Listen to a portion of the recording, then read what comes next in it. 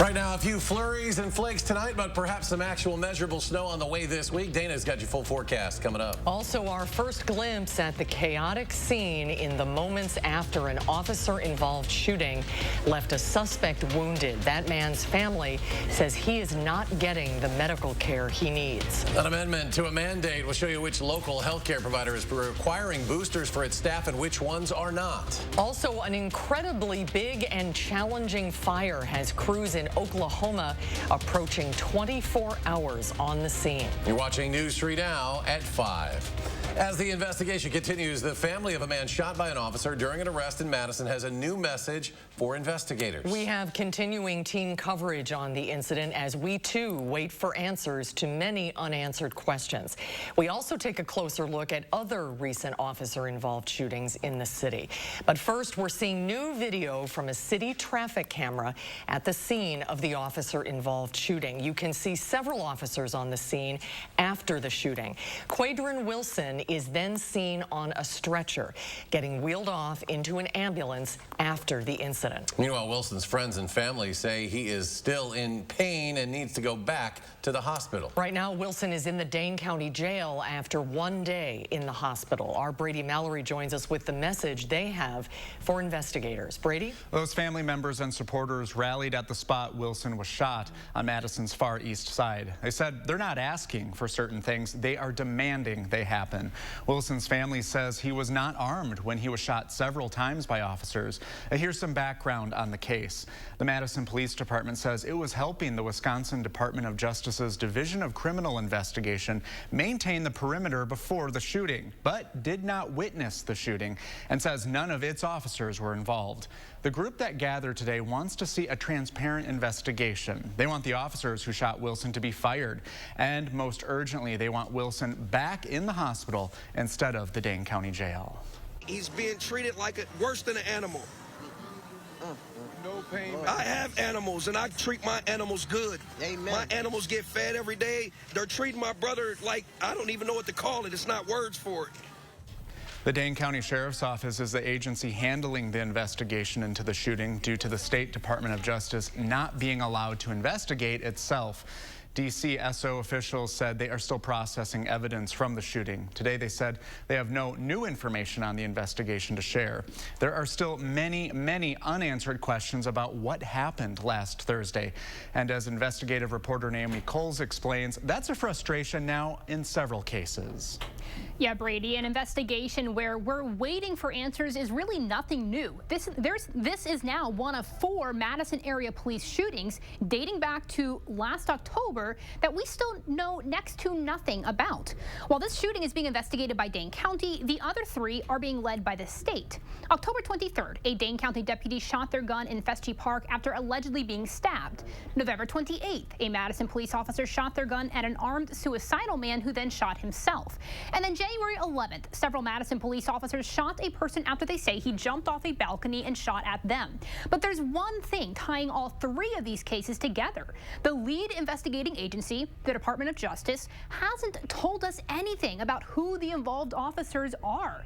And based on a review of 2 years of DOJ-led investigations, that's uncommon for them not to release officer names within a week or 2 of an incident. Now, I'll be getting into that data tonight at 6 o'clock. We will see you then. Naomi, thank you. Let's get a look at your certified most accurate forecast. Now, it looks like some snow is heading to the area. Meteorologist Dana Fulton has the details. Dana? Some light snow out here right now, enough that you can see it, but not enough that I needed to grab the umbrella before I ran out on the patio this evening. We've had some flurries and spots in other areas reporting some light drizzle. Again, enough that you'll probably need the windshield wiper blades on the drive home. Any clean cars might get a little extra messy outside, but not enough to really lead to any accumulation. Here's a live look over downtown. We have a cloudy sky currently with light flurries in Madison. Temperatures, though, in the mid-30s. Thanks to that breeze, our wind chill in the upper 20s. As we look at this Doppler track, this is going to be the scene really for the rest of the evening. So another 3 or 4 hours of these scattered flurries and light drizzle spots passing through. Temperature-wise, fairly similar to where we were at this time yesterday. That puts us in the mid to upper 30s. And again, we do have flurries. There is some light snow falling, but it's melting as soon as it makes impact. And some of the area right now still dealing with that light drizzle coming through instead of the light flurries. Our snowpack reduced to under an an inch for much of southern Wisconsin. The heavier snowfall well to the north, and that's due in part to the very mild temperatures that we've had over the last 36 hours, eating away at that light snow. Now, we're expecting another mild day tomorrow. Temperatures overnight will cool down, but we'll climb right back up for Thursday in front of our next opportunity for some quick accumulating snowfall, but even that event might not lead to much. We'll take a closer look at what's ahead for Thursday night into Friday morning in just a few minutes. All right, Dana, thank you. UW Health providers, staff, students, and volunteers will now be required to get a COVID booster shot. UW Health announced a vaccine requirement last year and saw a positive response. About 96% of the health system staff is now vaccinated. All those eligible must receive a booster by May 2nd. Otherwise, they may face termination of employment. One of the reasons that we're requiring a booster for our staff is so that we can protect our patients, so that they don't have to worry about coming to UW Health to get their care and wondering, am I going to get COVID-19 from the people taking care of me? People who have a documented medical condition that prevents vaccination or a religious conviction can file for an exemption. Meanwhile, SSM Health opted not to issue a booster requirement. In a statement, leaders said, while we strongly encourage everyone to get a COVID-19 booster dose, it is not required at this time. Unity Point Health Meritor is also not requiring its staff to get boosted. Leaders released a statement saying, in part, while boosters are not required, team members are highly encouraged to get them. More positive news in the fight against COVID. Hospitalizations have dropped below 100,000 in the U.S. for the first time in over a month. Chris Wen has more. In the battle against COVID-19. Over the past 3 weeks, daily cases are down over 65%. Hospital admissions are down 40%. An encouraging sign as hospitalizations drop below 100,000 for the first time in more than a month, according to data from the U.S. Department of Health and Human Services. We know that in different areas of the country, cases have fallen more significantly, and this will lead to different approaches and different timing, and we will continue to coordinate closely with state and local leaders. A growing number of states, from California to New York, have stated their intentions to drop indoor mask mandates in the coming days. At this time, we say that it is the right decision to lift this mandate for indoor businesses and let counties, cities, and businesses to make their own decisions on what they want to do. Other states like Connecticut and Massachusetts are also eliminating mask mandates in schools. Given the extremely low risk for young people, the widespread availability and the proven effectiveness of vaccines, and the distribution of accurate test protocols and tests, it's time to give our kids a sense of normalcy and lift the mask mandate on a statewide basis for schools. The decision causing a stir with critics who say the timing just isn't right. When you talk to teacher groups, you hear a variety of opinions there as well. And politicians, our elected officials, have to weigh all of those factors when they're coming forward with their recommendations. In Washington, I'm Chris Wen. Meanwhile, Pfizer working to expand its COVID pill to children. The company planning to study the drug in children ages 6 to 18 starting sometime this quarter. The pharmaceutical giant also awaiting full approval from the FDA on the pill for groups it is currently authorized to treat. The company says it expects that decision later this year. A Fitchburg man was arrested after fleeing the scene during a traffic stop. UW-Madison police say the 35-year-old was pulled over for driving the wrong way on a one-way street around 2 o'clock this morning. He then allegedly drove away from the stop and crashed at Campus Drive and Babcock Drive before fleeing on foot. Officers eventually arrested the man 2 blocks from the scene. Police say he resisted arrest and threatened officers and their families. He is now in the Dane County Jail awaiting charges. The former co-owner of a Madison restaurant group was in court today for a new set of stalking and domestic abuse charges. Patrick Sweeney, who was charged with domestic violence last year, is now facing 66 additional charges related to stalking, intimidation, and bail jumping for the breaking of the conditions of his bond. He previously co-owned several Madison restaurants, including Lucille and Merchant, before reportedly divesting his portion of the ownership group.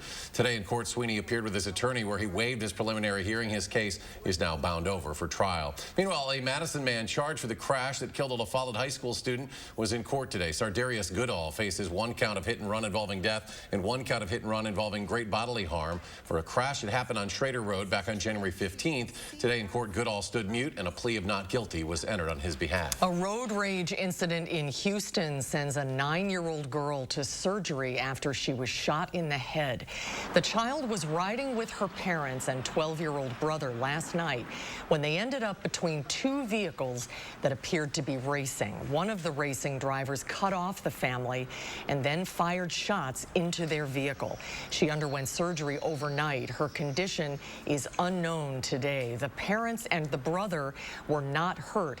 The suspect vehicle has not been located. And a sharp increase in violent crime over the past 2 years has lawmakers looking for some answers. A recent report from the Council on Criminal Justice showed homicides in major American cities ticked up in 2021 with a 5% increase from 2020. And more disturbingly, a 44% increase over 2019. It's become a campaign issue ahead of the midterm elections.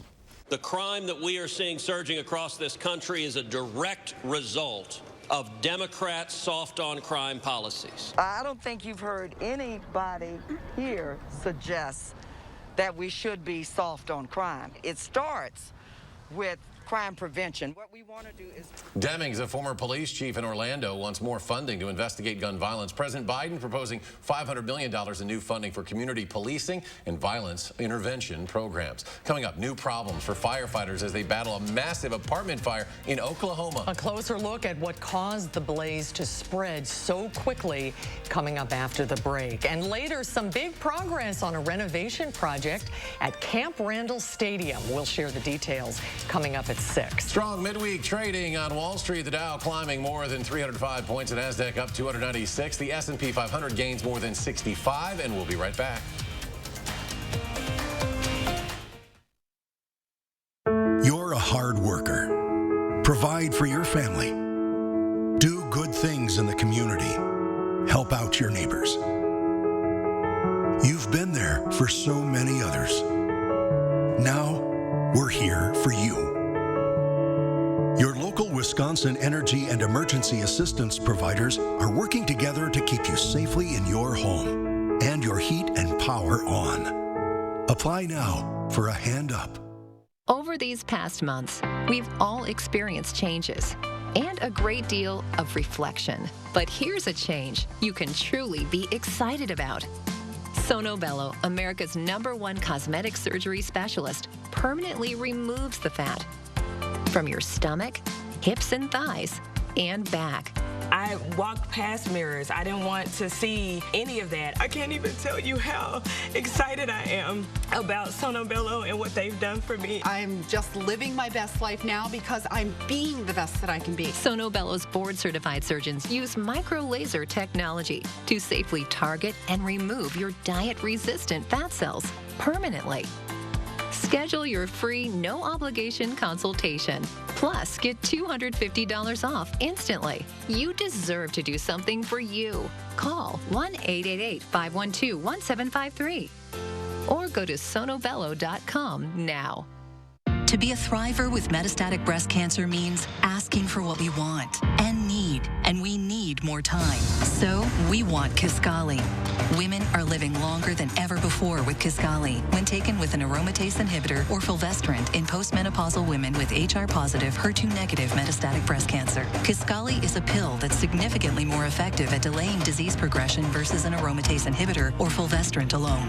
Kisqali can cause lung problems or an abnormal heartbeat, which can lead to death. It can cause serious skin reactions, liver problems, and low white blood cell counts that may result in severe infections. Tell your doctor right away if you have new or worsening symptoms, including breathing problems, cough, chest pain, a change in your heartbeat, dizziness, yellowing of the skin or eyes, dark urine, tiredness, loss of appetite, abdomen pain, bleeding, bruising, fever, chills, or other symptoms of an infection, a severe or worsening rash, are or plan to become pregnant or breastfeeding. Avoid grapefruit during treatment. Ask your doctor about living longer with Kisqali.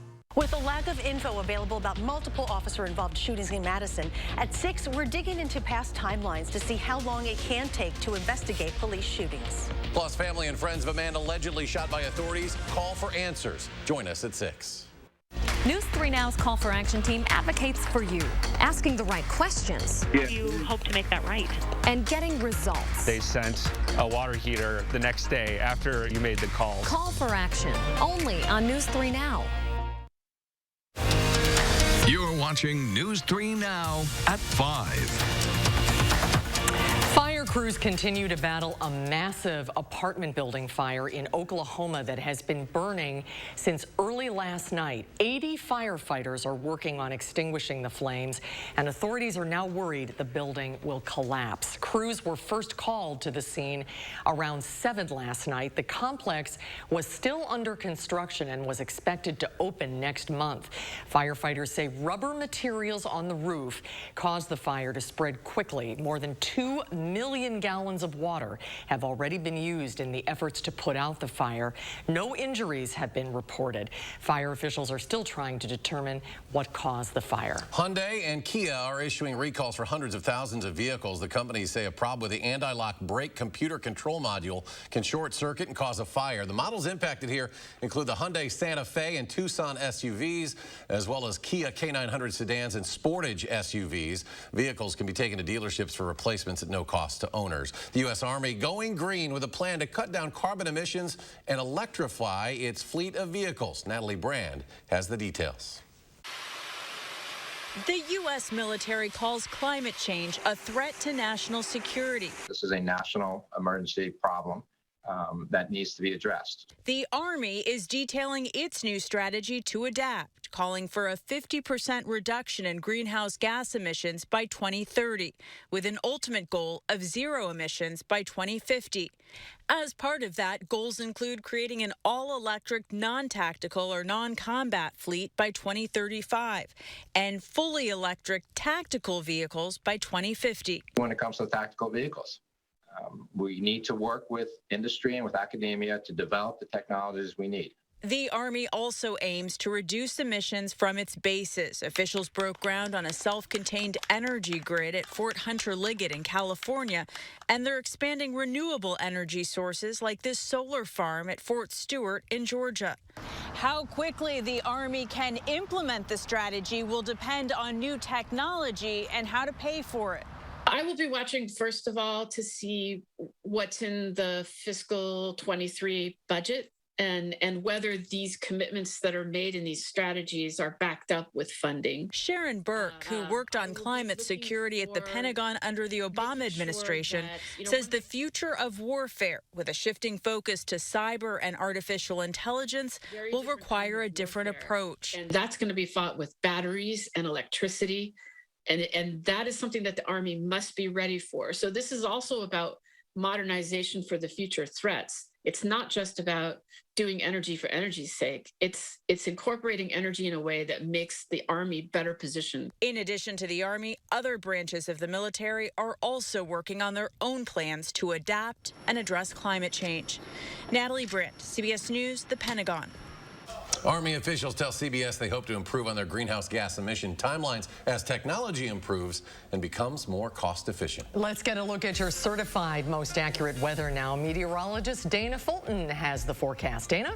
Right now, again, it's not too bad outside, but we do have a few snowflakes swirling around, a few raindrops also in other areas. Temperatures in the mid to upper 30s throughout southern Wisconsin currently. As we look at our Doppler track, some steadier snow falling towards La Crosse and off to the eastern edge near Milwaukee, where we could see visibility reduced a little bit, but it doesn't seem to be as much of an impact for us throughout south central and southwestern Wisconsin. So we have the flurries coming through this evening over the next few hours. Otherwise, mostly cloudy skies for tonight, invariably cloudy tomorrow.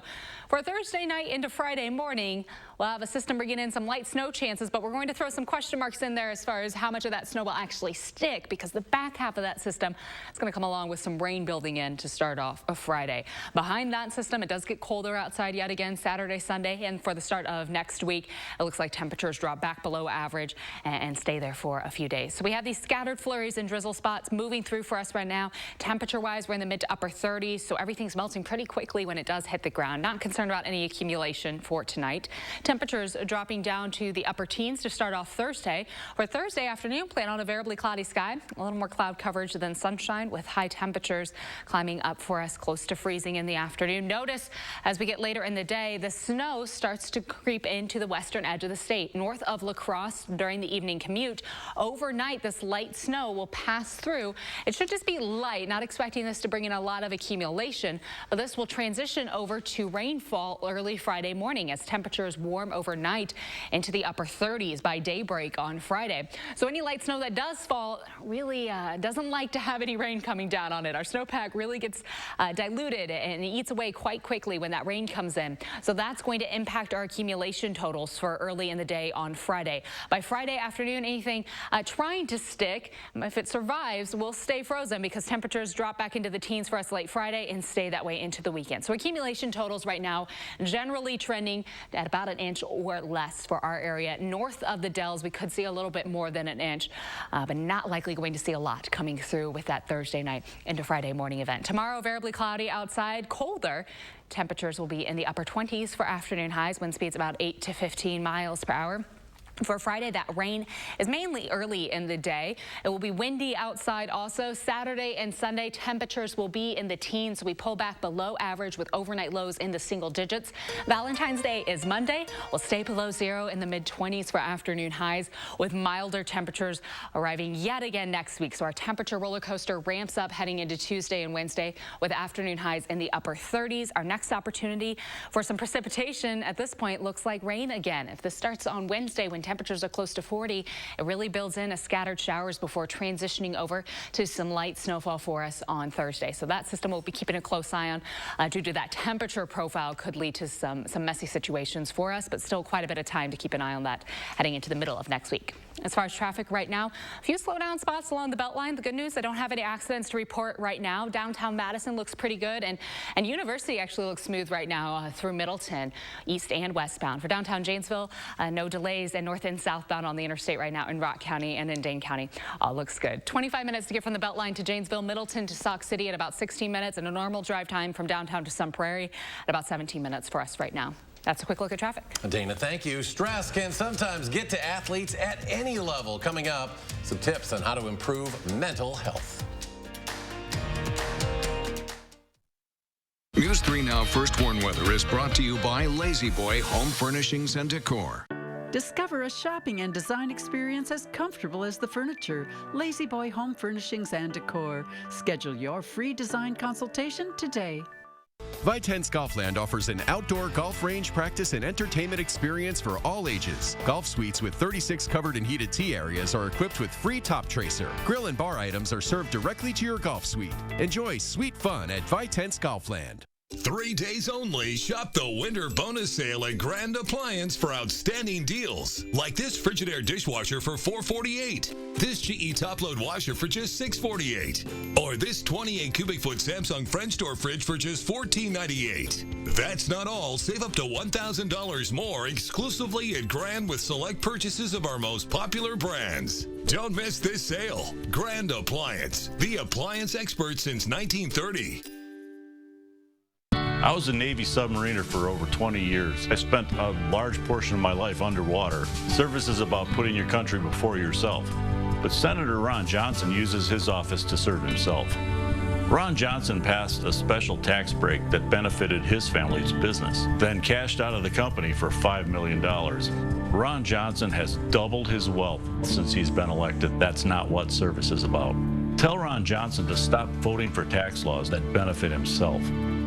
Finding the right ingredients for a healthy lifestyle can be tricky. That's why SSM Health and News 3 Now are here to help. Our Time for Kids Recipe for Health experts use online conversations and on-air reports to answer your health questions. So tell us, what topics would your family like to hear about? What questions do you have? Use the handy feedback form on our Time for Kids page to share what matters most to your family's health. And together, let's take time for kids. At the Burrish Group at UBS, we believe in empowering women to take control of their financial security with a team of female advisors who understand the needs and goals of women. We believe you can achieve anything you put your mind to and can help you stay ahead of life's expected and unexpected events. Give our team a call today to start the conversation.